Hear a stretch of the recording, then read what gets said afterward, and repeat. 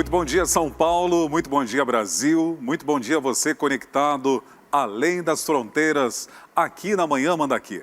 Muito obrigado pela sua companhia, você que está conectado, assistindo a Manhã Manda Aqui, me dando a oportunidade e a licença para entrar no seu lar, para entrar no seu trabalho. Que Deus esteja abençoando hoje, dia 19 de maio, terça-feira, a sua casa, o seu trabalho, tudo que você colocar as mãos para fazer, que haja o diferencial da bênção de Deus sobre você. Vamos à palavra de Deus nessa manhã? A palavra de Deus se encontra no livro do profeta Naum. Naum, capítulo 1, versículo 7, diz o seguinte: O Senhor é bom, um refúgio em tempos de angústia. Ele protege os que nele confiam. Vamos repetir nesta manhã juntos? O Senhor é bom, um refúgio em tempos de angústia.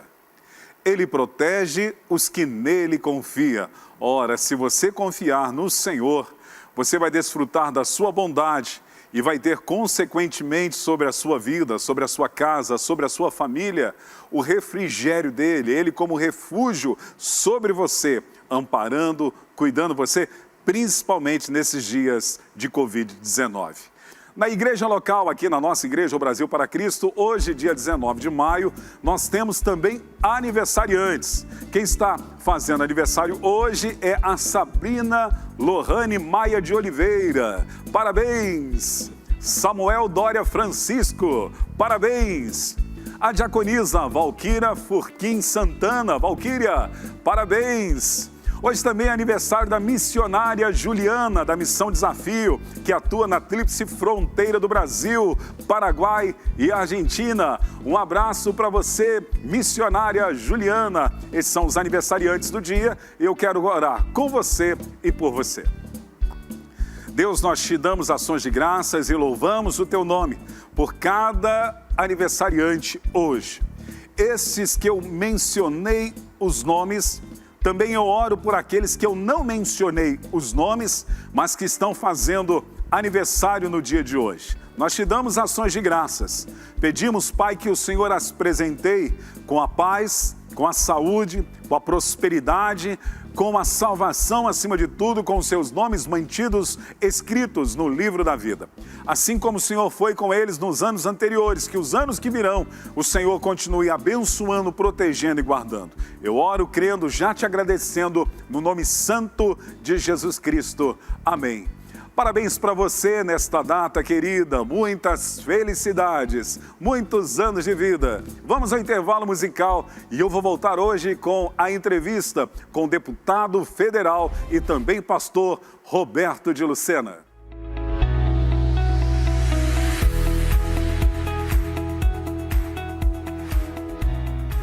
Agora na capital paulista são 10 horas e 22 minutos. Agora eu vou cumprimentar com muita satisfação o nosso querido pastor e também deputado federal, com um bom dia, o nosso querido amigo Roberto de Lucena. Muito bom dia. Bom dia, irmão, bom dia, amigo, bom dia, meus amigos e irmãos de perto e de longe, pastor Joel, Leonor, pastor Miguel, que já foi citado, meu querido Vanderlei, Paulo, bom dia para todos vocês. É uma satisfação imensa recebê-lo aqui na Manhã Manda Aqui. Nós nos sentimos honrados e já quero agradecer em nome da Igreja ao Brasil para Cristo, aqui no Manda Aqui, bem como em nome do pastor Joel e da Leonor Estevanato e de toda a equipe, meu amigo pastor Roberto de Lucena. Muito obrigado pela sua participação.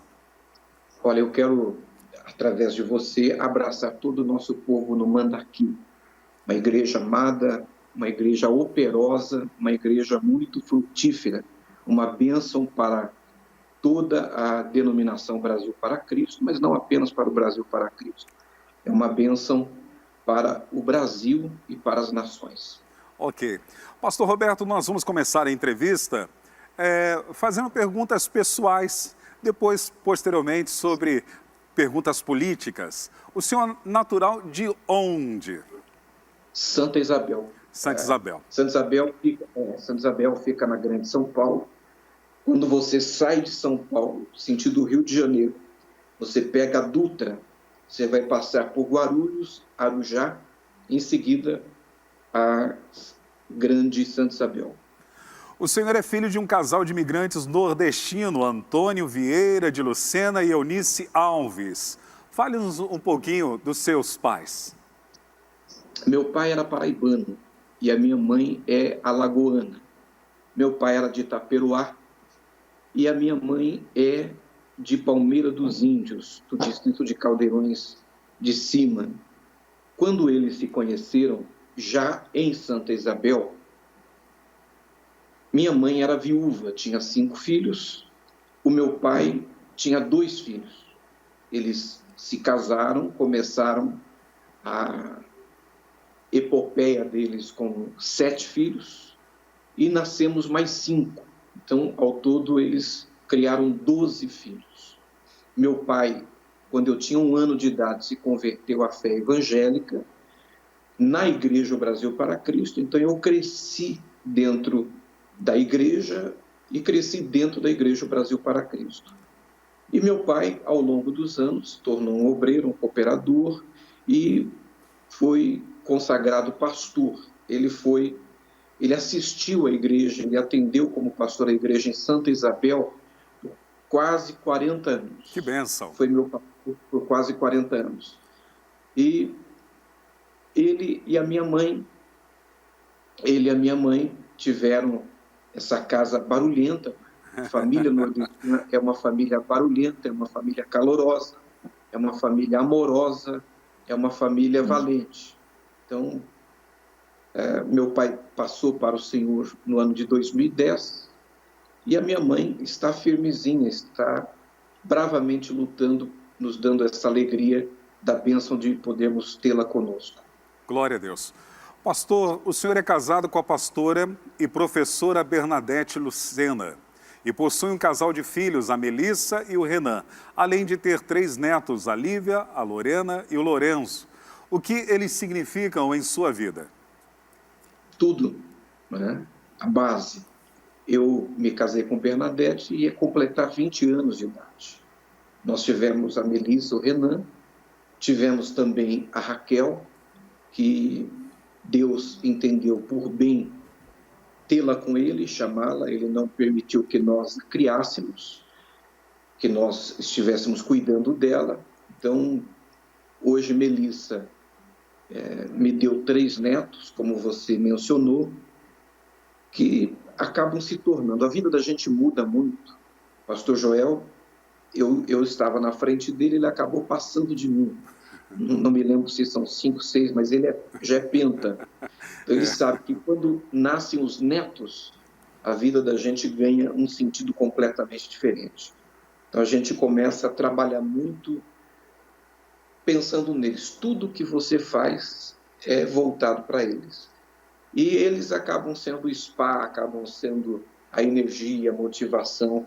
São realmente a coroa dos velhos. Ok. Esperamos que o senhor tenha uma longevidade. Porém, se o senhor tivesse 1 minuto e olhando nos olhos da pastora Bernadette, o que o senhor diria? Muito obrigado. Glória a Deus. O senhor se tornou um pregador muito cedo. Quantos anos o senhor tinha quando começou a pregar a palavra de Deus? Eu comecei a pregar aos 6 anos de idade. Eu tive a minha primeira experiência com o Espírito Santo aos 3 anos de idade. Eu tive a minha primeira experiência com o Espírito Santo orando pela minha mãe. Glória a Deus. Eu tinha 3 anos, ela teve um problema de saúde e eu orei por ela e ela foi curada. Eu tive a minha primeira experiência com Jesus aos 6 anos de idade, quando eu comecei a pregar o Evangelho. Eu completei agora 54 anos, então eu prego o Evangelho há 48 anos. E pregar o Evangelho depois da própria experiência, da delícia de viver a experiência da relação com Deus, tem sido a grande motivação da minha vida. Eu sou um pregador Eu sou um pastor e sou um pregador do Evangelho, sou um evangelizador e estou deputado federal. Um dia eu não estarei mais, eu não sei quando isso se dará, não estarei o que eu estou, mas eu serei sempre o que eu sou. E ser um pregador do Evangelho é um dos maiores privilégios que uma pessoa pode ter depois da salvação da sua alma e depois da família que ele tem. É poder ajudar as pessoas e proclamar o reino de Deus, ajudar as pessoas a encontrarem um caminho e ajudar as pessoas a se posicionarem ou reposicionar. Então, tem sido um grande privilégio. Glória a Deus. Quais são as principais influências religiosas na sua vida, principalmente no início do seu ministério, pastor Roberto de Lucena? Olha, sem dúvida nenhuma, a maior influência que eu tive foi a do meu pai. Meu pai foi meu pastor, foi meu amigo, meu melhor amigo, meu conselheiro. Ele me faz muita falta. Esse ano completamos 10 anos sem ele conosco.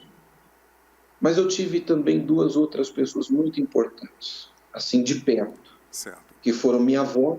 Minha avó me ensinou a amar a oração. Ela me ensinou a amar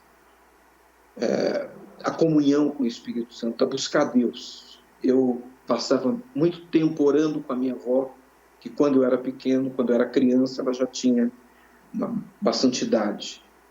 E o irmão Cabral, que foi um diácono, ele era um missionário, um diácono batista. Quando eu tinha 8 anos de idade, eu já estava pregando há 2 anos, meu pai punha uma cadeira atrás do púlpito para que eu pudesse pregar. Eu subia nessa cadeira para que o povo pudesse me ver e pregava. Quando o irmão Cabral me descobriu aos 8 anos pregando num cultinho na casa da minha avó, que a minha avó todos os sábados ela chamava todas as crianças da rua, dava bala, fazia bolo para todo mundo, colocava um púlpito e eu era o pregador dessa igreja da rua. Que legal. E o irmão Cabral, quando me descobriu, ele investiu 2 anos em mim. Ele todos os anos, todos os sábados, durante 2 anos, ele viajava por 2 horas com uma vitrolinha de papelão para me ensinar a palavra de Deus e me ajudar a amar a palavra de Deus. Glória a Deus. Depois que ele percebeu que tinha plantado a semente, ele desapareceu, eu nunca mais o vi. Agora, fora essas 3 influências importantes, sem dúvida, a maior influência que eu tive fora da minha casa foi o missionário Manuel de Melo. Glória a Deus. Eu cresci no momento em que ele estava, através da rádio Tupi, das rádios ondas curtas, médias e tropicais, ele estava abalando o Brasil. E a partir de 6 anos, durante o restante da minha infância, eu tive o privilégio de acompanhá-lo, acompanhar a igreja, ir com meu pai nas reuniões de obreiros, crescer todos os meses das Santas Ceias no Grande Templo na Pompeia, por as maiores influências que eu recebi na minha vida. Que bonito isso, pastor Roberto de Lucena. O senhor foi ordenado ao ministério muito cedo também. Quantos anos o senhor tinha quando iniciou o ministério pastoral? Eu tinha 20 anos de idade. Eu estava recém-casado. E já era evangelista, havia sido consagrado entre 16 e 17 anos e exercia atividade pastoral. Então, aos 20 anos, eu fui consagrado no dia 2 de novembro de 1986. Glória a Deus. O senhor é formado também em Ciências da Religião pelo Instituto Ecumênico de Ensino Superior, é isso mesmo? Exatamente. O senhor tem uma marca numa data especial, o que significa o dia 21 de agosto de 1991 para o senhor na cidade de Arujá. Foi um marco, né? Dia 21 de agosto de 91 foi o dia que nós inauguramos, que nós abrimos que nós fizemos oficialmente o primeiro culto da igreja, o Brasil para Cristo em Arujá. 10 anos antes, exatamente, meu pai, ele tinha um amor por Arujá muito grande. Ele era pastor em Santa Isabel. E ele alugou um salão e tentou, assim, insistentemente, organizar e fortalecer a igreja em Arujá. Mas a igreja acabou não prosperando, por um motivo ou por outro motivo, não prosperou. 10 anos depois, nessa data, com a presença dele, num salão alugado, por coincidência, o mesmo salão que ele tinha alugado 10 anos antes e que não tinha prosperado, tinha fechado, nós iniciamos oficialmente o trabalho da Igreja Brasil para Cristo ali. Alguns meses depois, no mês de janeiro, no dia 25 de janeiro, nós estaremos inaugurando o primeiro templo construído por nós, por aquela pequena comunidade em Arujá. Então, se tornou realmente uma data importante, emblemática, não apenas para a igreja em Arujá, mas na minha vida, é um dos ícones da minha vida. Glória a Deus. No ano de 99 a 2005, o senhor presidiu o Conselho Nacional das Igrejas, o Brasil para Cristo. Como foi essa experiência? Quais são as lembranças marcantes na sua vida desta época? Olha, foi uma experiência extraordinária de serviço, né?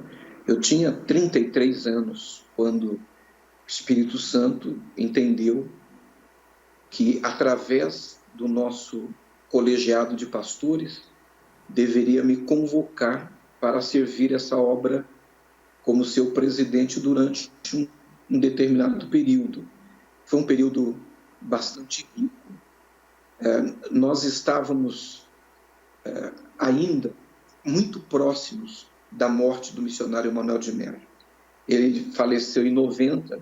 Em 99, nós ainda estávamos com aquele gosto ruim na boca, aquele sentimento doído de perda, de forma que todas as vezes que a gente se ajuntava, era ainda como uma família que perde uma pessoa muito importante e que nas suas festas falta alguém, falta alguma coisa, tristeza, parece que não há motivo de celebração. Então nós ainda sentimos muito esse luto, estávamos muito perto. Esse momento foi um momento de uma transição e um momento que Deus nos abençoou muito, um momento que Deus prosperou, prosperou a obra, nos ajudou muito. Foi um grande privilégio, uma das maiores experiências que eu tive na vida, talvez uma das, disparadamente, a mais marcante experiência, um período muito rico e um período que eu pude me aproximar muito de homens de Deus, pelos quais hoje eu tenho o maior respeito. Foi nesse período, inclusive, pastor Joel e eu nos conhecíamos, claro, evidentemente, servíamos juntos, mas foi nesse período, a partir de 99 até 2006, que nós tivemos a oportunidade de estarmos mais juntos. E passando juntos por muitas provas, por muitos testes, por muitos desafios. E nos desafios, nos testes, nas lutas, muitas vezes as pessoas acabam saindo distantes, as pessoas se distanciam. Não foi o que aconteceu conosco. Quando nós atravessamos todo esse período, nós estávamos mais juntos do que quando nós iniciamos esse período. Então foi para mim um período muito rico, foi uma verdadeira universidade. Amém. Para você que está conectado aqui na Manhã Manda Aqui, eu estou entrevistando o deputado federal e também pastor Roberto de Lucena. Se você deseja formular uma pergunta para o pastor Roberto de Lucena, você pode acessar os nossos canais das redes sociais, seja no YouTube, no Instagram ou no Facebook, e formular a sua pergunta que ao vivo nós vamos transmitir aqui para o pastor Roberto de Lucena. Pastor Roberto, como conciliar o ministério pastoral e o exercício como deputado federal? É um exercício difícil. Agora,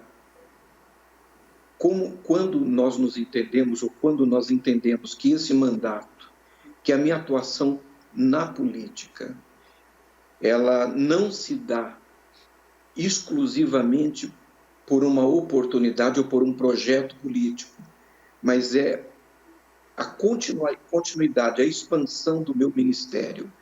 É um trabalho missionário, fica mais fácil de compreender e, para mim, fica mais fácil de me posicionar.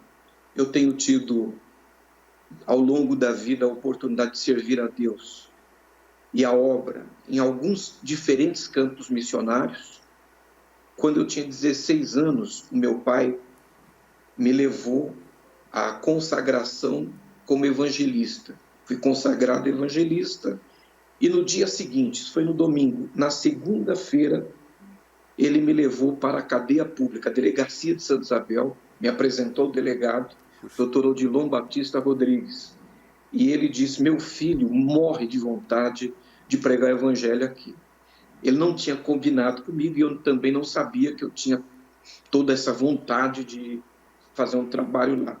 Eu soube naquele momento, mas olhei para ele um pouco assustado e nos segundos que se seguiram, enquanto eu processava aquela informação, eu descobri que realmente eu tinha muita vontade. Ali foi o meu primeiro campo missionário. Eu, durante um período, estive chegando ali de manhã e passava todo o dia, durante todos os dias, dentro daquela cadeia pública, evangelizando, discipulando, batizamos diversas pessoas ali dentro. Ali foi a minha primeira experiência, foi meu primeiro campo missionário. Este campo missionário, ele é um campo árduo, ele é desafiador, ele é difícil, mas é como descer num poço quando se é possível, quando você tem alguém segurando a corda. Eu tenho nesse momento segurando a corda Bernadette, eu tenho segurando a corda a igreja em Arujá, eu tenho segurando a corda pastor Bergaminho, pastor Joel, pastor Miguel, companheiros que têm a compreensão da importância de que a igreja tenha a sua voz profética, de que a igreja tenha a sua posição e de que a igreja tenha uma colaboração concreta e prática nesse momento de transição que nós estamos enfrentando no país.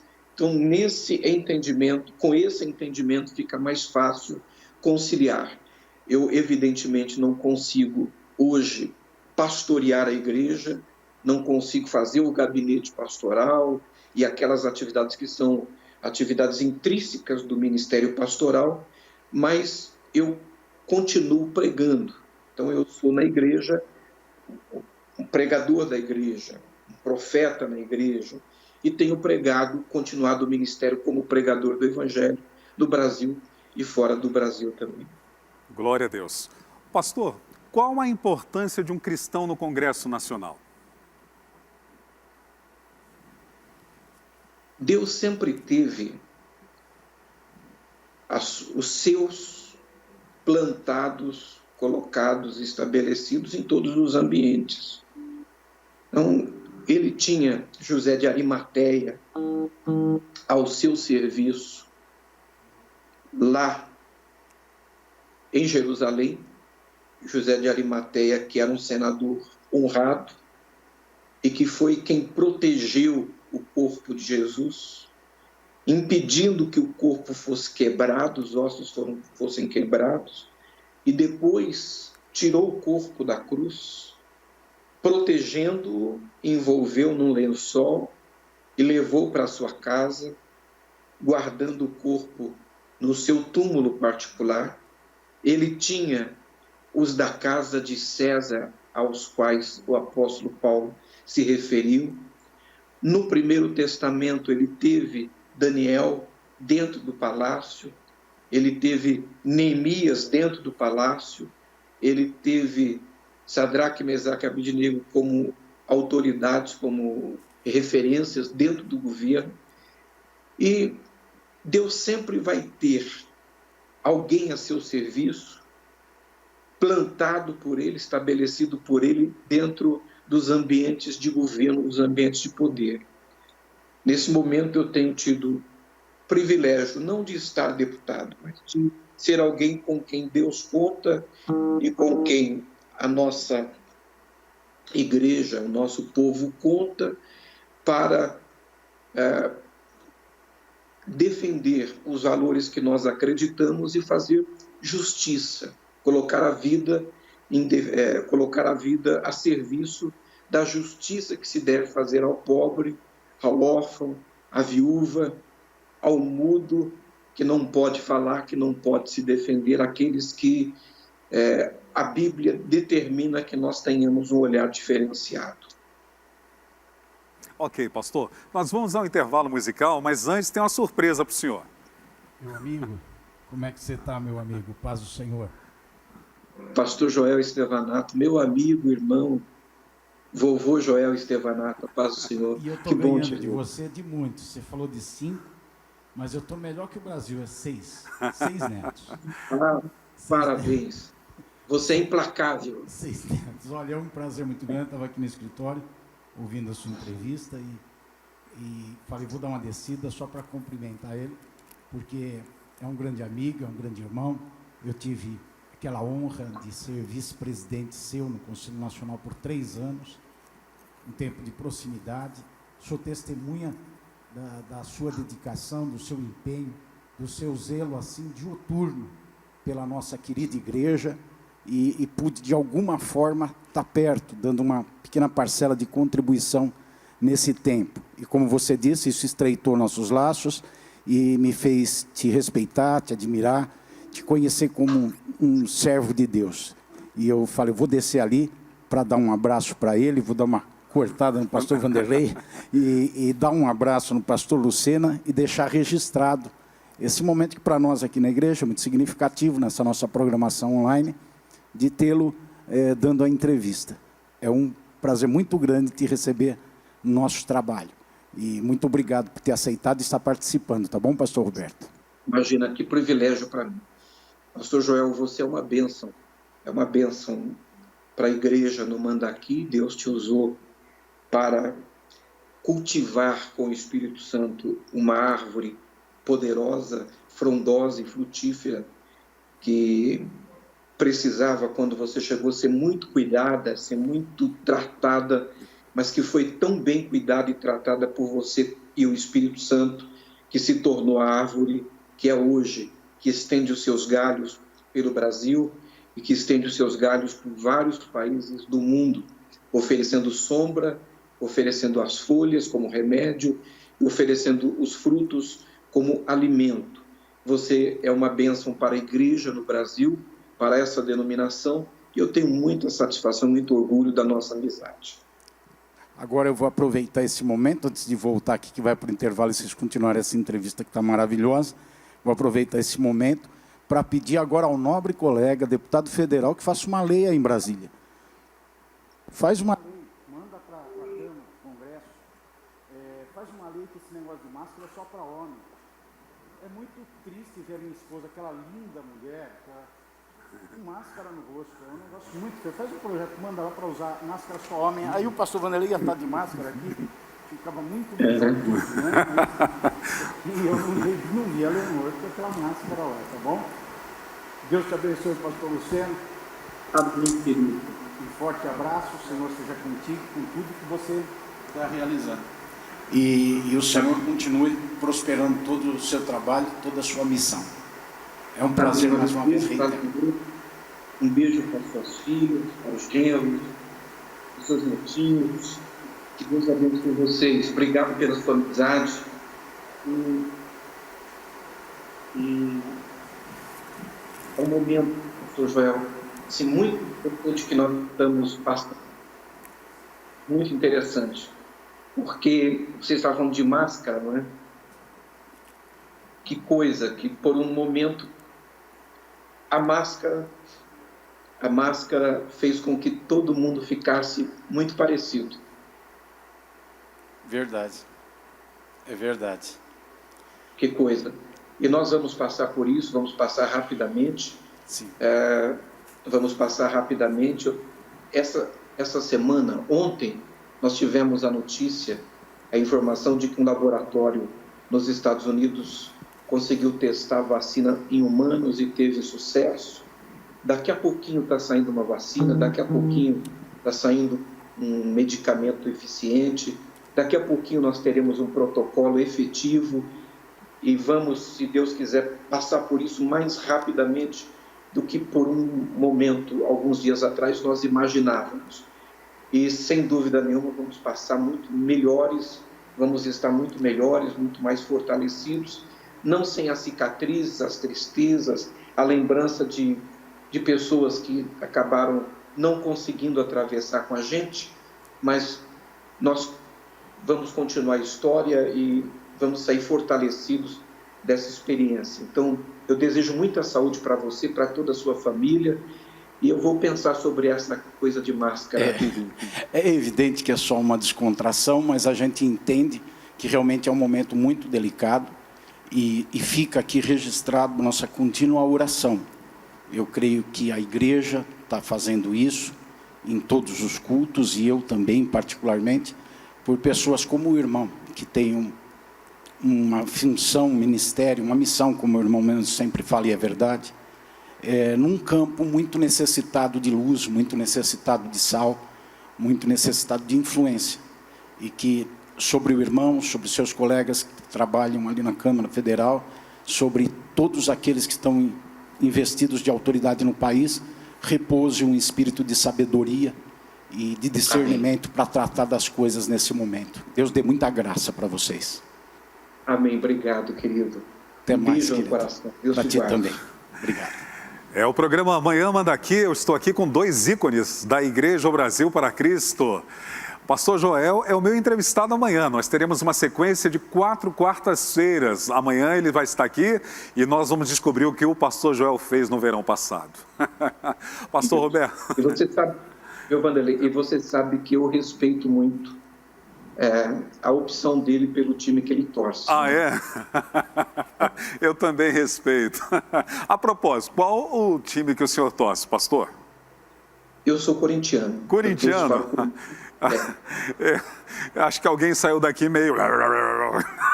Mas você sabe que o pastor Orlando Silva, ele é corintiano.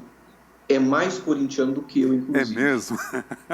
E o missionário Manuel de Melo era mais corintiano do que o pastor Orlando Silva. Puxa vida. É verdade. Eu entendo. Vai imitar. Eu entendo que nem todos são flamenguistas perfeitos, mas tudo bem. Nós vamos ao intervalo musical, daqui a pouquinho nós vamos voltar com mais entrevistas com o pastor Roberto de Lucena, também deputado federal.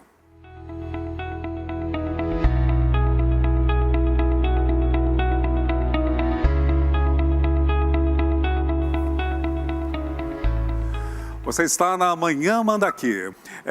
Nós temos uma pergunta para o pastor Roberto de Lucena. Eu estou entrevistando ele hoje aqui na Manhã Manda Aqui, além de pastor da Igreja Brasil para Cristo em Arujá. Ele também é deputado federal. Pergunta para o senhor, meu amigo, o pastor Roberto de Lucena, da Juliana da Mata. Pastor Roberto, como foi a sua trajetória acadêmica até a sua posição atual como deputado federal?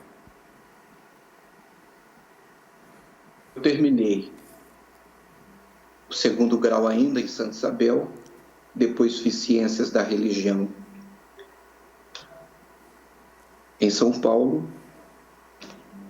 e iniciei também um curso de Direito, mas eu não concluí, e estou retomando nesse momento. Ah, que legal. Já depois de maduro. Que bonito isso. Eu tenho uma pergunta para o senhor também, do presbítero Paulo Guimarães, que é líder da mídia aqui da nossa igreja local. Ele diz que participou de um congresso de jovens na Jubrac, aqui no estado de São Paulo, e que ouviu um testemunho do senhor a respeito de uma vez que o senhor foi ministrar para um grande público E naquela ministração o senhor não foi muito bem sucedido. O senhor dizia nessa ministração e nessa experiência que a palavra não fluía muito por causa de algumas situações. O senhor lembra? O senhor pode compartilhar conosco? Não, isso eu nunca mais vou me esquecer. Eu fui pregar na região do ABC, que agora é ABCD, e eu estava iniciando o ministério, estava iniciando assim, muito entusiasmado, com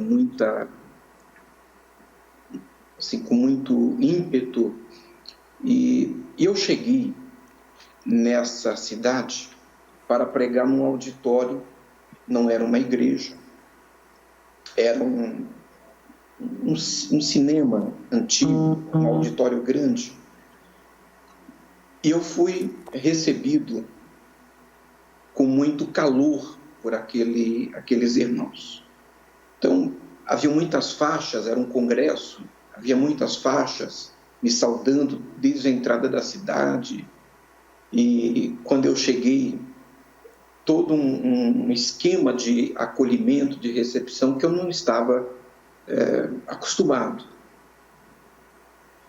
E então eu me senti bastante mexido com aquilo. E eu entrei pelo corredor central e fui rasgando a multidão até chegar na primeira fileira, fui recebido, me sentei e, de repente, a mensagem sumiu, a palavra sumiu. E eu abri a Bíblia e não tinha palavra. Então eu subi com ainda tendo me preparado, subi com muita certeza de que seria uma bênção, mas abri a Bíblia e as coisas não aconteceram. Eu, durante mais de 40 minutos, eu judiei daquelas pessoas muito. Eu estava desesperado para terminar e eu não sabia terminar. Eu não sei se isso já aconteceu com você. Já. Mas é uma experiência horrorosa. Eu não conseguia terminar o que eu nunca tinha começado, o que eu não cheguei a começar. E, finalmente,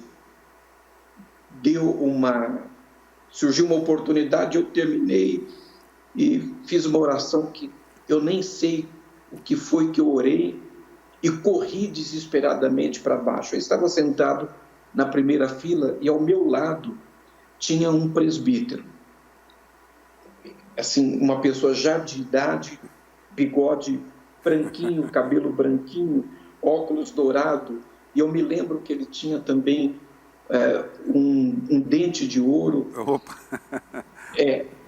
O seu terno de risca de giz, ele, assim, muito elegante, se virou para mim e disse assim: irmão, hoje não deu, não é? Ai, caramba. Foi um soco no estômago, né? Imagino.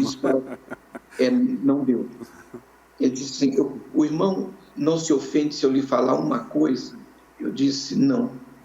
Ele disse: se o irmão tivesse subido como o irmão desceu, puxa, o irmão teria descido como o irmão subiu. Glória a Deus. Eu tinha 22 anos,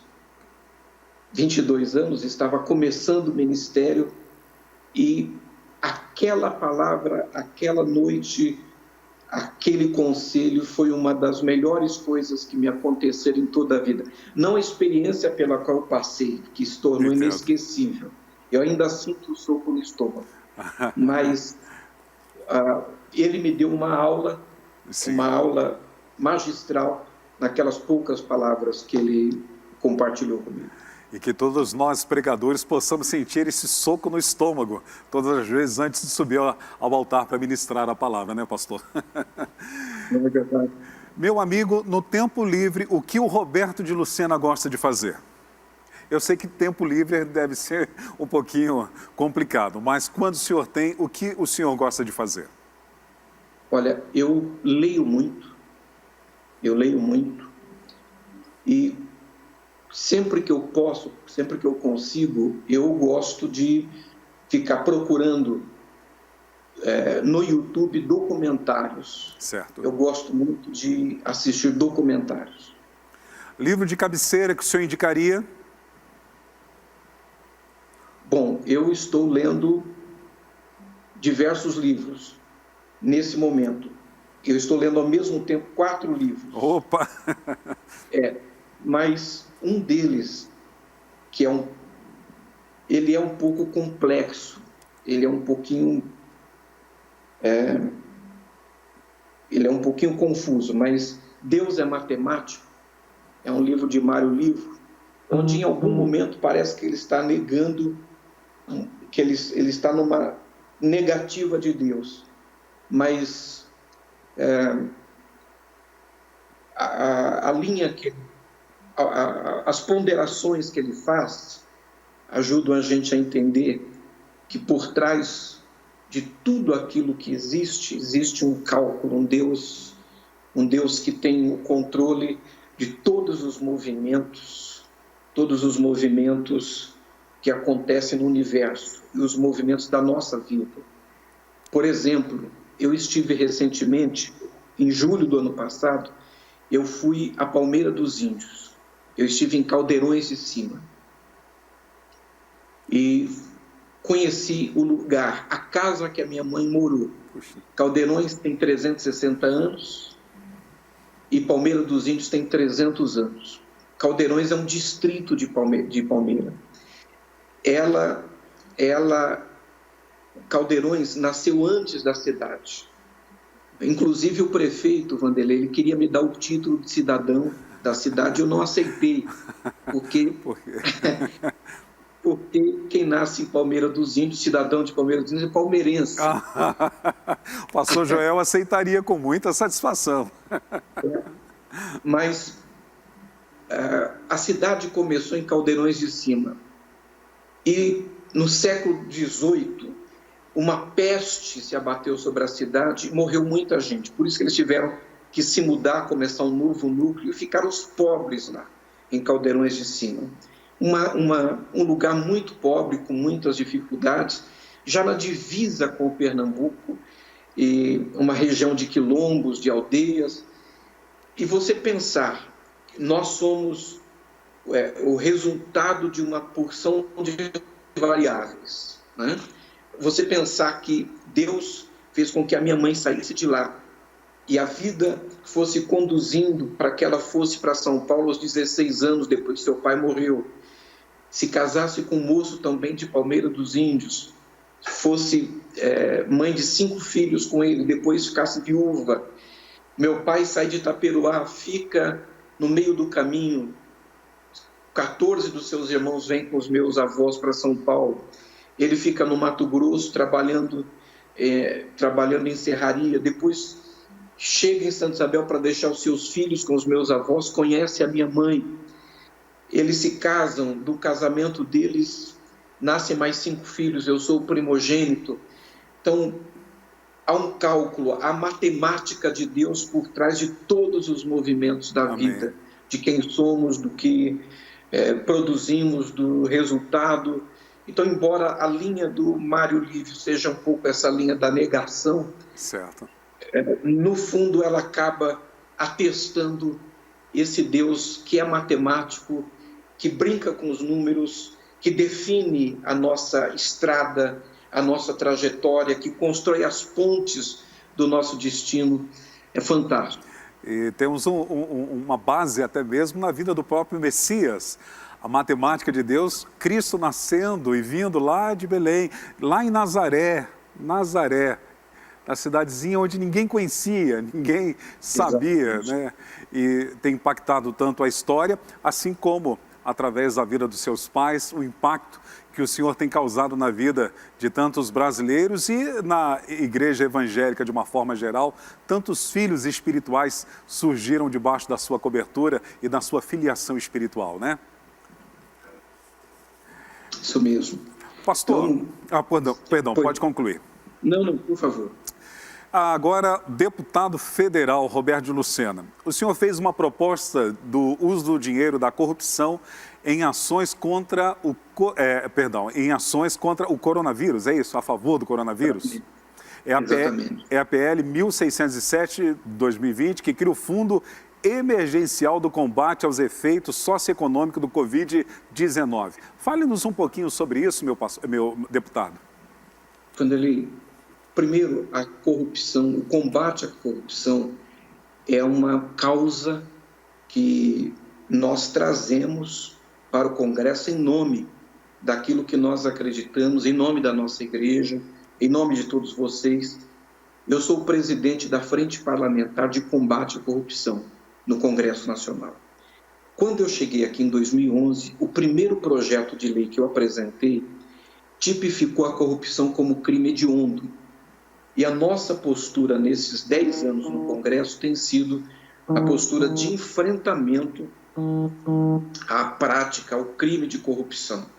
Hoje, além de presidir a Frente Parlamentar de Combate à Corrupção, eu sou o secretário de Transparência da Câmara dos Deputados. Então, nessa pandemia, nós estamos trabalhando em duas frentes. Primeiro, de criar condições para que o governo tenha os recursos que precisa para fazer os enfrentamentos necessários a esse que é um dos maiores desafios da nossa história, que é o enfrentamento à pandemia do Covid-19. E nós tínhamos e temos represado muitos valores que são provenientes de fontes de corrupção, como, por exemplo, os mais de 2 bilhões de reais que foram recuperados pela Operação Lava Jato e estavam sob a guarda do Judiciário. Nós temos também um volume importante de contas, que são contas judiciais, contas bloqueadas, de recursos volumosos, que são provenientes de lavagem de dinheiro, que são provenientes de tráfico, que são provenientes de outras modalidades de crime. Então, o nosso projeto, a nossa proposta foi que esse recurso, que são contas judiciais, contas bloqueadas, fossem colocados à disposição do governo federal para o enfrentamento à Covid. É fazer com que a corrupção, que é responsável por muitas tragédias no Brasil, por nós não termos um sistema de saúde melhor do que o que temos, um sistema de educação melhor do que o que temos, ele seja usado para remediar esse momento dramático que nós estamos passando. Por outro lado, nós também estamos atuando na transparência e na fiscalização. Por isso, nós entramos com uma proposta quando chegou, inclusive, uma MP flexibilizando os parâmetros de transparência. Nós lutamos para que essa defesa, essa proposta ela não prosperasse, e temos apresentado outras propostas, inclusive nos colocando à disposição do Tribunal de Contas, enquanto Secretaria de Transparência, para que todo recurso liberado, que é um volume importante, pelo Tesouro, pelo governo federal, para os estados e os municípios, nesse momento, fazerem enfrentamento ao Covid, sejam monitorados, sejam fiscalizados. Então, nós temos atuado nessas duas frentes, de liberação desse recurso, recurso proveniente de corrupção para o enfrentamento à Covid, mas também de fortalecermos a fiscalização, a transparência, o monitoramento dos recursos que têm sido liberados para que os estados e os municípios façam esse enfrentamento. Pastor e deputado Roberto de Lucena, esses recursos estão dentro da ajuda de 125 bilhões que são destinados aos estados para essa assistência à Covid-19. Inclusive, o Estado de São Paulo receberá em torno de, ou já recebeu, em torno de 8,3 bilhões. É mais ou menos isso? Então, a nossa preocupação, ela vai nessa direção. São recursos muito importantes. É claro que, nesse momento, quando os municípios e os estados perderam receita em função da quarentena, em função de que setores da economia foram afetados drasticamente, é necessário que eles sejam ajudados pelos recursos, que não são recursos do governo, certo, são recursos da União, da federação, de todos nós. E o governo federal acaba administrando a maior parte do bolo da arrecadação em função do modelo que nós temos hoje, do Pacto Federativo. Então, é justo que, nesse momento, em função do Pacto Federativo, a União, que detém a maior parte, o maior volume de recursos, socorra os estados e os municípios com essa finalidade específica.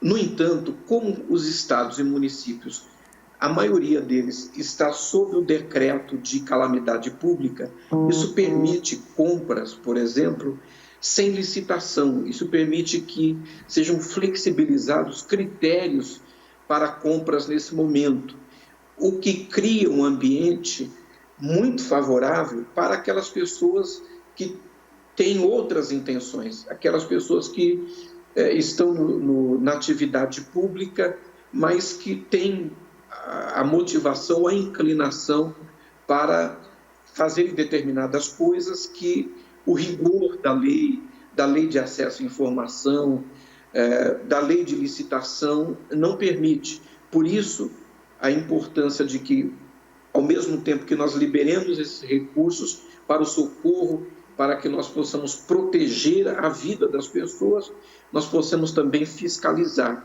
Agora, a Polícia Federal, o Ministério Público, a Receita Federal, o Tribunal de Contas, cada um vai fazer a sua parte. O Parlamento, o Legislativo, que tem a competência de fiscalizar a aplicação dos recursos federais, mas é muito importante que cada cidadão do bem, que ama a sua cidade, que ama o seu estado, que ama o Brasil, possa, nesse momento, se tornar um fiscal desse recurso, possa acompanhar a aplicação do recurso no seu município, no estado, e possa, ao sinal de qualquer movimento estranho, uma compra que deixe qualquer dúvida, possa fazer a provocação ao Ministério Público, possa denunciar, para que nós evitemos de toda sorte que esses recursos eles sirvam para aquilo que nós estamos combatendo, que hajam equívocos, que hajam desvios de aplicação. Ok, deputado. O senhor protocolou um projeto de lei que pede a prorrogação do prazo para pagamento de impostos de toda a cadeia produtiva do turismo por 180 dias. Quais são os benefícios desse projeto? Olha, o primeiro setor que foi atingido em cheio por essa pandemia foi o turismo. E vai ser o último setor a se recuperar. Então, imediatamente as pessoas pararam de viajar, as pessoas pararam de se hospedar nos hotéis, as pessoas pararam de ir aos restaurantes, as pessoas pararam de ir aos bares. Então, foi a primeira atividade econômica, a primeira cadeia produtiva impactada por essa pandemia. Agora, depois que todos os setores estiverem normalizando as suas atividades, é que a cadeia do turismo vai começar a normalizar, que vai demorar um pouco para que as pessoas voltem aos restaurantes, voltem aos bares, voltem aos hotéis, voltem a viajar, até pelo clima de insegurança, o temor, a precaução, o cuidado. Por isso, como esse setor é um vetor importante, econômico, e nós temos uma grande parcela dessa atividade atingida diretamente, que nós, no intuito de proteger essa cadeia, produtiva do turismo e proteger os empregos que ela gera, nós propusemos ao Congresso Nacional que haja nesse momento a suspensão da cobrança dessas obrigações de todos aqueles empresários que fazem parte da cadeia produtiva do turismo. Ok. O senhor atuou também como secretário de turismo aqui no estado de São Paulo. Qual foi a experiência nesse período, deputado? Foi magnífica, foi uma outra universidade que eu fiz. Você vê que eu fiz várias universidades. Bom. E essa, eu tive a oportunidade, eu desconhecia completamente o que representava o turismo, o que significava o turismo, o que ele gira na economia, o que ele produz de empregos, a oportunidade de empregos. E eu pude lidar, nesse período que estive em São Paulo, em 2015 e 2016, com um dos segmentos mais poderosos da nossa economia, que gera milhões de empregos no país, que é capaz de ser um dos vetores mais importantes da retomada e da recuperação econômica. Veja que quando os Estados Unidos entraram naquela crise que arrastou o mundo, na bolha imobiliária, o presidente Obama foi à Flórida gravar sua mensagem aos americanos. Ele gravou de costas para os parques da Disney e chamou os americanos para a recuperação. E ele disse que o turismo haveria de alavancar a economia do país, que eles sairiam daquela crise com a ajuda do turismo. Eles abriram as portas do país, facilitaram a entrada dos turistas, dos estrangeiros e, a partir do próprio Brasil, inclusive, muitos brasileiros naquele momento foram aos Estados Unidos e, com os dólares que gastaram lá, ajudaram a economia americana a se recuperar. Então, foi uma experiência valorosa. Eu tive a oportunidade de conhecer gente muito especial. O trade turístico é formado por pessoas muito especiais e incrível. Os mau caráter, eles não se criam nesse ambiente do turismo, onde todo mundo conhece todo mundo, é uma atividade que lida com a felicidade, que lida com o bem-estar social, e é uma das grandes apostas que o Brasil deve fazer para os próximos anos. Amém. Eu tenho uma pergunta do internauta, que também é da igreja local aqui do Brasil para Cristo no Manda Aqui, o presbítero Rediane Nascimento. Ele pergunta para o senhor, pastor, como é ser um político idôneo em um cenário tão corruptível como a Câmara Federal? Olha, eu já vi. A Câmara Federal, o Congresso Nacional, é um ambiente muito perigoso, né? Muito perigoso nesse sentido. No entanto, não é um ambiente de corrupção, é um ambiente de poder. E todo ambiente de poder, ele potencializa aquilo que são as nossas inclinações naturais. Ele potencializa as nossas tendências. Todo eixo de poder potencializa as nossas tendências. Quando Satanás levou Jesus para o alto, para um lugar alto, e mostrou todos os reinos deste mundo, e ofereceu a Jesus a possibilidade de entregar nas mãos dele, se ele dobrasse o joelho e o adorasse, porque aquele era um eixo de poder. E o eixo de poder, ele não corrompe, ele potencializa as nossas inclinações, as nossas tendências. Da mesma forma, quando ele levou ao pináculo do templo, o poder religioso é um outro eixo de poder. Então, eu vi pessoas caindo no púlpito, né? Pregadores e pastores, porque o púlpito é um eixo de poder. O poder religioso, que é um dos poderes mais perigosos do mundo. Então, eu já vi pessoas caindo nesse eixo de poder dentro do ambiente de igreja. Eu já vi pessoas caindo no campo missionário. Eu já vi pessoas caindo, por exemplo, no Jardim do Éden. Adão e Eva caíram dentro do paraíso, imagina. E antes deles, Lúcifer caiu no céu. Não é? Lúcifer caiu no céu, que é um eixo, que é o centro do poder do universo.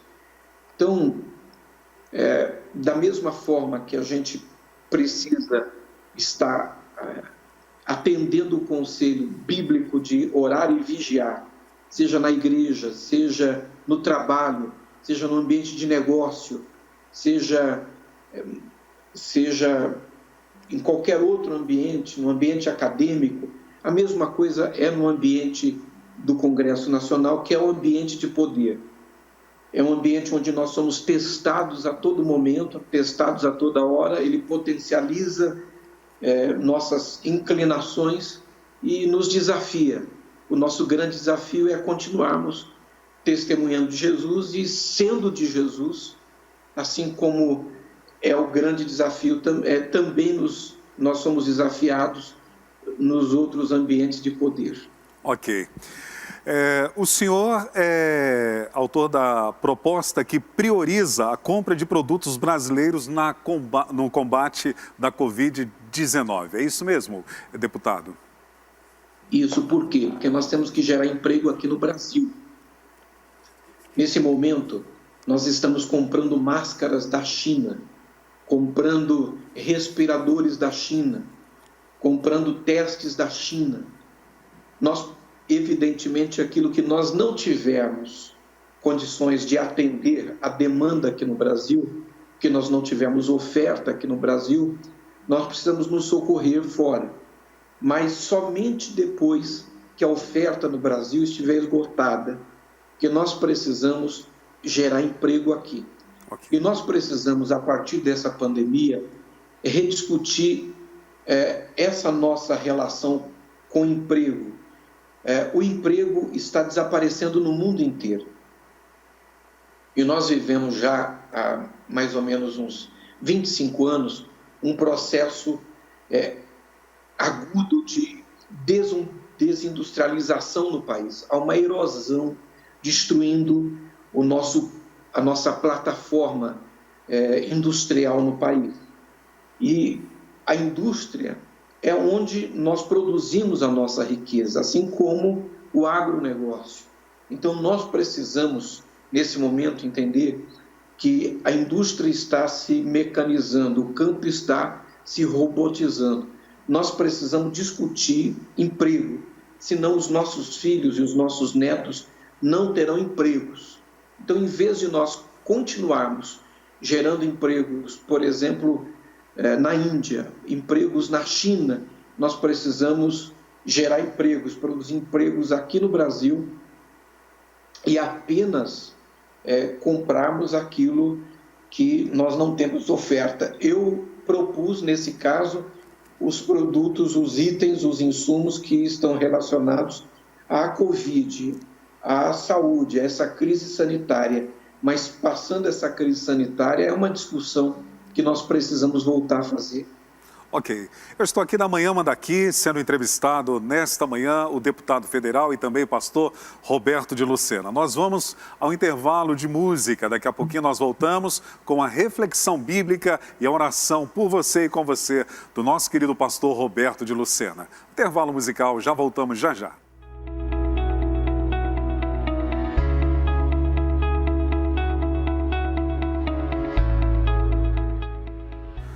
11h32, você está na Manhã Manda Aqui. Hoje eu estou entrevistando o nosso querido deputado federal e também pastor Roberto de Lucena. Meu pastor, eu tenho mais 3 perguntas ainda para fazer ao senhor antes da reflexão bíblica. O senhor é o autor da emenda da instituição do dia 24 de maio como Dia Nacional do Metodismo Wesleyano, que também é conhecido Dia do Coração Aquecido. Fale-nos um pouco sobre isto, deputado. Olha, para mim, a importância do metodismo no mundo é incontestável. Eu recentemente estive com meu filho em Londres e fiz questão de visitar a igreja de John Wesley, a igreja que Wesley construiu em Londres. Eu tinha anteriormente estado, no ano passado, tinha estado em Oxford, na igreja onde tudo começou. Agora, a história de Wesley e o seu irmão, o Charles, e um grupo de moços que se reuniram para orar, para buscar o Espírito Santo e buscar a santidade. E o poder do testemunho deles, que impactou tantas vidas na Inglaterra e no mundo, a força da sua palavra, a força moral que acompanhava a sua pregação, uma coisa impressionante, a sua visão social. E os metodistas, eles hoje são mais de 80 milhões no mundo. São mais de 80 milhões no mundo. Vários deles, várias pessoas que ganharam os prêmios Nobel em várias áreas foram metodistas. Eles estão presentes em várias áreas, inclusive, especialmente na educação. E no Brasil, nós temos uma comunidade metodista, ou de matriz metodista, muito forte. E eu quis, com essa proposição, reconhecer o trabalho destes irmãos que lá no século XVII iniciaram um movimento de fé, mas que tinha uma visão social transformadora e que continua a sua obra no Brasil através da Igreja Metodista do Brasil, a Igreja Metodista Wesleyana, a Igreja do Nazareno, o Exército da Salvação e outros que continuam com essa grande visão de levar o Evangelho para a salvação da alma e transformar a sua pregação na prática social, ajudando as pessoas e protegendo as pessoas que têm mais vulnerabilidade social. Por isso, a nossa proposta é de que nós colocássemos no calendário nacional, o dia do coração aquecido, o dia do metodismo wesleyano. Parabéns, bonito isso. Inclusive, meu filho se chama Wesley exatamente pela influência de John Wesley na minha vida quando garoto, quando desejava ser o ministro do Evangelho. Que lindo. O senhor é presidente da Frente Parlamentar em Defesa da Prevenção de Queimaduras e Atenção Global ao Paciente Queimado. Qual a importância desse órgão? Bom, nós temos hoje no Brasil, infelizmente, um número impressionante de pessoas que passaram por essa experiência dolorosa de terem enfrentado esse tipo de episódio, de terem sido atingidas ou por um incêndio ou por um incidente, um acidente doméstico. E a queimadura, ela, diferente inclusive de outros tipos de traumas, ela não impinge apenas o trauma físico a pessoas que carregam sequelas da queimadura pelo resto da vida, mas ela atinge também psicológico, emocional da pessoa. E ainda nós temos uma atenção muito pequena das autoridades para esse assunto, tanto que o número de leitos para queimados no Brasil, ele é muito reduzido. Em São Paulo, nós temos no Mandaqui um hospital de queimados, que inclusive praticamente ele chegou a fechar as portas. Muitos leitos foram fechados para tratar os queimados.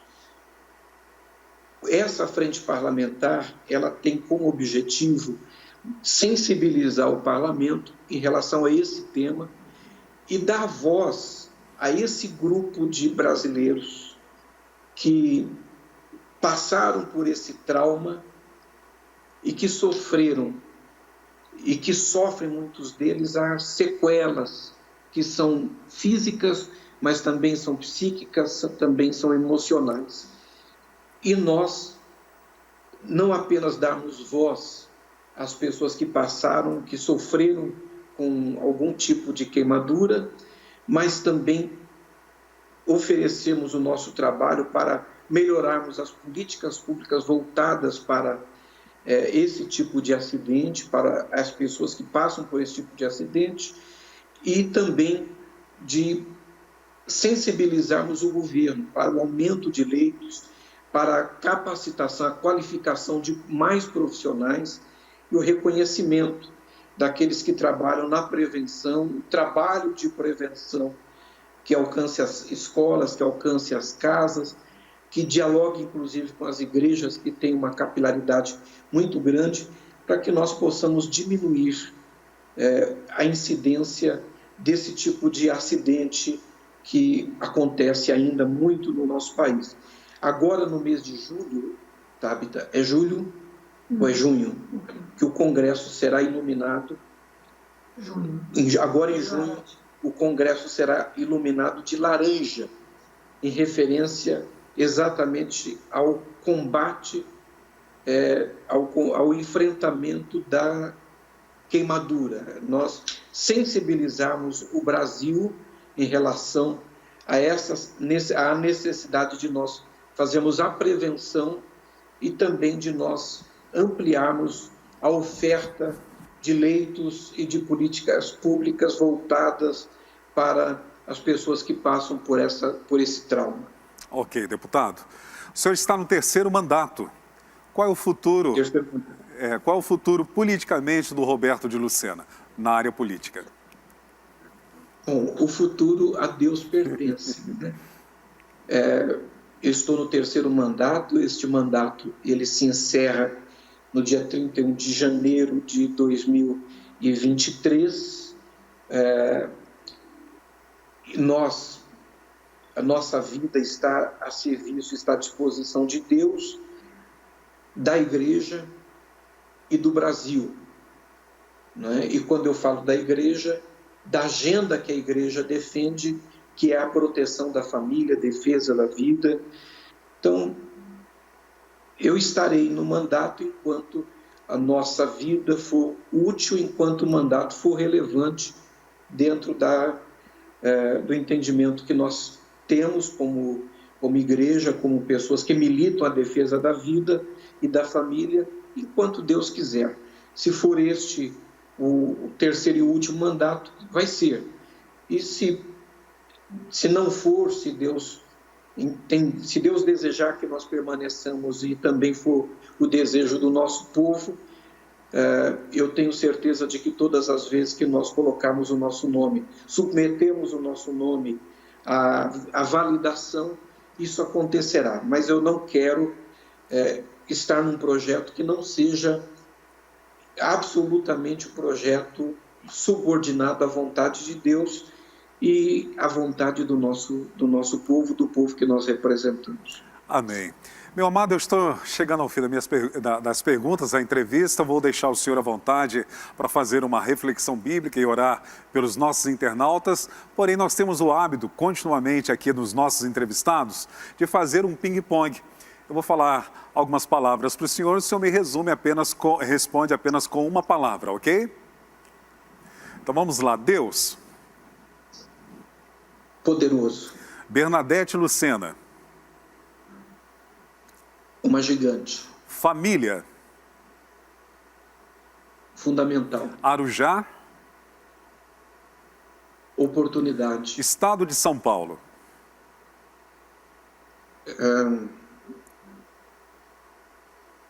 enorme, gigante. Pai, Um exemplo. mãe, Meu amor. ministério pastoral. Privilégio. Igrejas O Brasil para Cristo em todo o território nacional e as igrejas fórum. Meu orgulho. Convenção das Igrejas O Brasil para Cristo. Importante. Conselho Nacional. Uma universidade. Supremo Conselho. Valoroso. Filhos. Esperança. Netos. Minha paixão. Brasília. Desafio. Luiz Fernando Bergamin. Amigo. Fé. Fundamento. Milagre. Realidade. Exercício do mandato.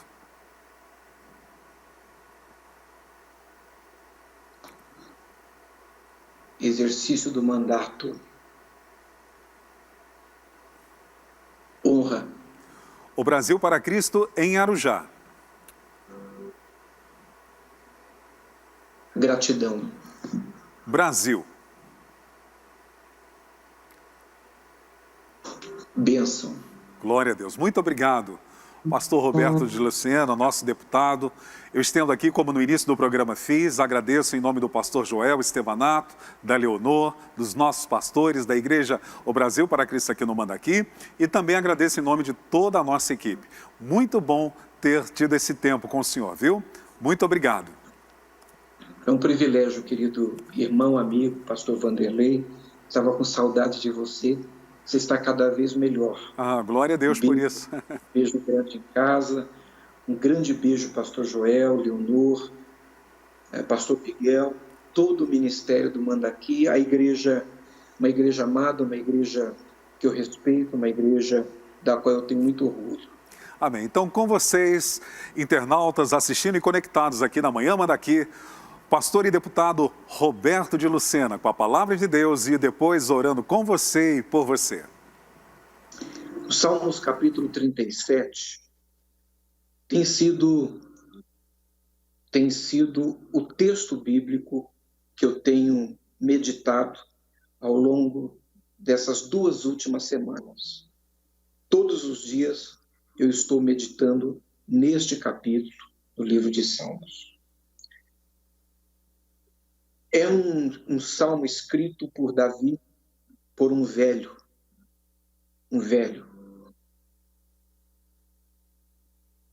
Um velho que, do alto da sua experiência, disse nesse capítulo 37, no versículo 25, eu já fui moço e agora sou velho, e eu nunca vi o justo desamparado, nem a sua descendência a mendigar o pão. Eu quero ouvir um pouquinho mais o que esse velho, experiente, sábio, tem a falar para a gente, tem nos ensinar. E aí, eu fui para o versículo anterior, o versículo 24. Ele diz assim: ainda que caia, não ficará prostrado. Ninguém planeja cair. A queda não é um planejamento, não a sua própria queda. Tem pessoas que, inclusive, planejam a queda dos outros. Tem pessoas, inclusive, que arquitetam a queda dos seus concorrentes, dos seus adversários. Muitas vezes se passam por amigos, muitas vezes se aproximam para ganhar a simpatia, a confiança, mas torcem pela queda, mas não a sua própria queda. Ninguém sonha com a sua queda, ninguém pretende a sua queda, ninguém planeja a sua queda, mas a queda muitas vezes faz parte da nossa trajetória, da nossa escola, da nossa história, do nosso aprendizado. Deus também não planeja a nossa queda, mas Ele muitas vezes permite permite que nós passemos por essa experiência. Eu uso aqui o exemplo do apóstolo Pedro, o super Pedro, que dentro do barco com outros 11 discípulos vê Jesus caminhando por cima das águas e, mesmo cheio de medo, provoca Jesus, dizendo que se realmente fosse ele, Jesus, que desse uma palavra, que liberasse autoridade para que ele pudesse se encontrar com ele andando por cima das águas. E, tendo o consentimento de Jesus, ele caminha por sobre as águas até um determinado momento em que ele cai, ele experimenta a queda. A Bíblia diz que ele olha para as águas, ele olha para o vento e ele começa a afundar. No mar da Galileia, Jesus o socorre e diz: por que duvidastes, homem de pequena fé? Ele, socorrido por Jesus, volta para o barco com Jesus, e aí eu fiquei pensando, eu levei muito tempo para entender como foi importante na vida de Pedro aquela queda, porque sem a queda, Pedro seria um perigo, ele se monstrificaria, ele voltaria para o barco insuportável, ele seria o super apóstolo, o único homem a andar sobre o mar da Galileia, sobre as águas junto com Jesus. Mas a queda colocou Pedro no tamanho dele. E estar no tamanho dele permitiu que ele fosse o instrumento que o Espírito Santo precisava, o instrumento que Deus pretendeu dentro da estrutura do reino de Deus, na formação da igreja na terra. Então, as nossas quedas, elas são pedagógicas, elas são didáticas.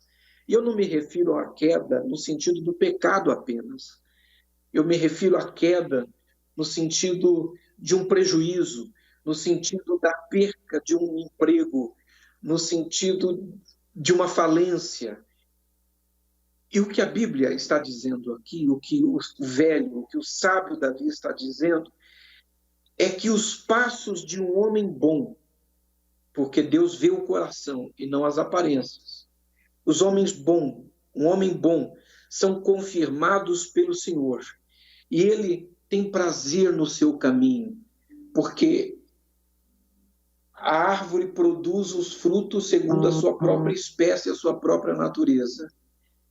O homem bom produz bondade, ele produz piedade, ele produz coisas boas, ele planeja projetos nobres. Deus tem prazer no seu caminho, ainda que caia.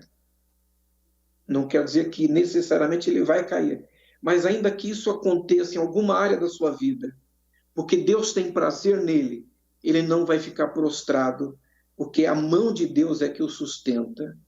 Essa palavra, reflexão que eu quero deixar com você hoje, é a palavra, a reflexão do velho, do sábio, do salmista Davi, que disse: eu sou velho, eu nunca vi na minha estrada, na minha história, um justo mendigar o pão, um justo desamparado, nem a sua descendência mendigar o pão. Ele está dizendo também: eu nunca vi uma pessoa boa, prostrada, um homem bom, cair e Deus deixá-lo caído. Deus o levanta com a sua mão. E eu quero falar com você que está passando junto comigo e junto com o Brasil e o mundo por um momento de queda. Nós temos estado de joelhos. A economia global tem estado de joelhos. O Brasil, que estava se levantando para um tempo novo economicamente, socialmente, caiu, tem estado de joelhos. Mas a Bíblia Sagrada diz: eu não vi o justo desamparado e também não vi uma pessoa boa cair e ficar caída. Você talvez esteja passando por uma necessidade, está passando por um susto, talvez o seu emprego está ameaçado, talvez o seu negócio está ameaçado, talvez você tenha tido que baixar as portas do seu comércio, do seu negócio, está vivendo uma queda. Talvez você está dentro de casa sem saber agora como vai garantir o pão de cada dia para a sua família. Você se sente como alguém que estava caminhando bem, talvez correndo e caiu. 1.400, quase 1.500 funcionários da Latam estarão perdendo emprego essa semana.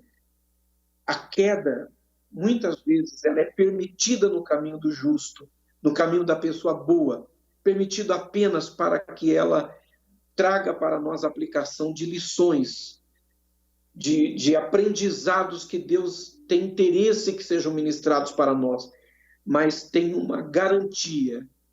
A pessoa boa, a pessoa de Deus, a pessoa que tem esse coração bom, não vai ficar caído. Você não vai ficar prostrado, não vai ficar caído por uma razão, porque quem te sustenta não é o governo federal, não é o Congresso Nacional, não é o Palácio do Planalto, não é o Palácio dos Bandeirantes, não é a Bolsa de Valores, não é a economia global. Quem te sustenta é a mão do Senhor.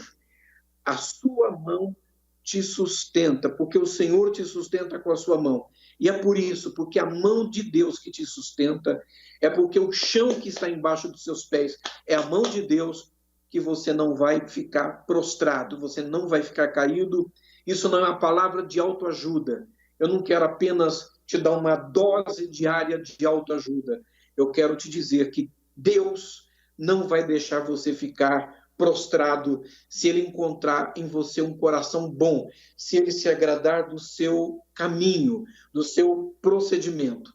E se você mesmo, que ninguém conhece você melhor do que Deus, e depois você, se você encontrar no seu caminho alguma coisa que possa desagradar a Deus, você tem a chance, a oportunidade de se reposicionar, de se quebrantar diante de Deus, de reorientar os seus caminhos, de rever o seu coração e, dessa forma, de escolher estar no mais seguro de todos os territórios que há nesse mundo, que é a mão de Deus. Que Deus te abençoe. Ele não vai deixar você prostrado, Ele não vai deixar você caído, Ele vai te levantar, Ele vai ajudar você a virar a chave e entrar na nova fase, no novo tempo, que esse momento de crise te oportuniza. Deus confirma os passos de um homem bom. Ele se deleita no seu caminho, e ainda que essa pessoa caia, não ficará prostrada, porque o Senhor sustenta com a sua mão. Deus te abençoe em nome de Jesus. Eu quero, com a oportunidade que me foi dada, orar por você desta forma. Meu Deus e Pai, em um nome de Jesus, eu apresento ao Senhor, através das minhas orações, esta pessoa que está se sentindo no processo de queda, ou essa pessoa que está se sentindo prostrada.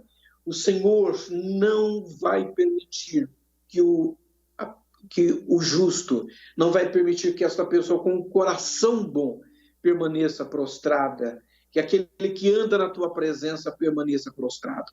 Fortalece os joelhos fracos, fortalece as mãos cansadas, põe de pé esta pessoa cansada, e que a tua bênção seja sobre os meus amigos, sobre os meus irmãos, sobre o nosso país, que a tua bênção alcance a humanidade. Repreenda, meu Deus, nesse momento, essa tempestade provocada pelo Covid-19 e todo tipo de tempestade consequente dela na vida, na família, no lar de cada um dos meus irmãos e amigos. Em nome de Jesus, a tua bênção seja liberada sobre o teu povo, hoje e sempre. Amém.